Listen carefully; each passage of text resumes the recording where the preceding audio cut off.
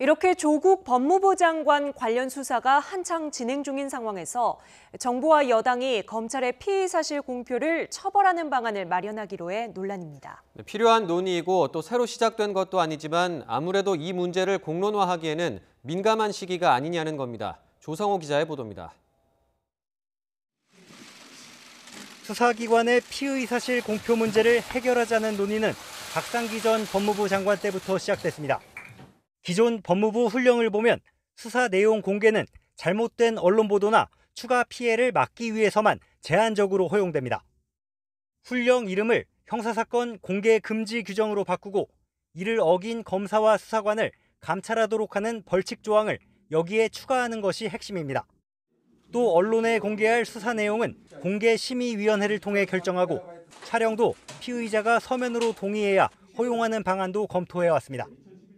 다만 조국 장관 관련 수사가 진행되면서 특정한 의도를 의심받을 수 있다는 이유로 발표하지는 않았습니다. 개선책을 마련을 했습니다. 지금 완성된 단계고요. 그래서 이제 관련 기관의 의견 조회 중인데 오비락이 될 것 같아서 대단히 다시 한번 또 유보 상태에 있는 지금 상황입니다. 하지만 조 장관이 취임하자마자 정부와 여당이 다시 협의 테이블에 올리며 논란이 커졌습니다.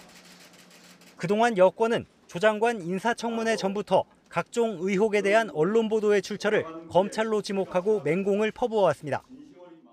흡사 노무현 대통령의 논두렁 시계 사건을 다시 재현해 보는 듯합니다. 하지만 과거 이명박 박근혜 전 대통령 수사와 관련해서는 피의 사실 공표를 사실상 묵인하거나 수사 상황을 인용해 논평해왔습니다. 이명박 전 대통령은 짜증을 낼 것이 아니라 자중해야 합니다. 표적 수사가 아니라 원세훈 전 국정원장에 대한 수사를 하다가 증거가 드러나서 수사를 하는 것입니다. 이른바 적폐청산 수사 때와는 다른 기준으로 피의 사실 공표를 문제 삼고 나선 게 조 장관 의혹과 관련해 언론의 취재를 무력화하려는 의도란 지적이 나옵니다. 검찰이 사건을 특정 방향으로 끌어가기 위해 언론을 활용하는 관행을 없애야 한다는 비판은 꾸준히 나왔습니다.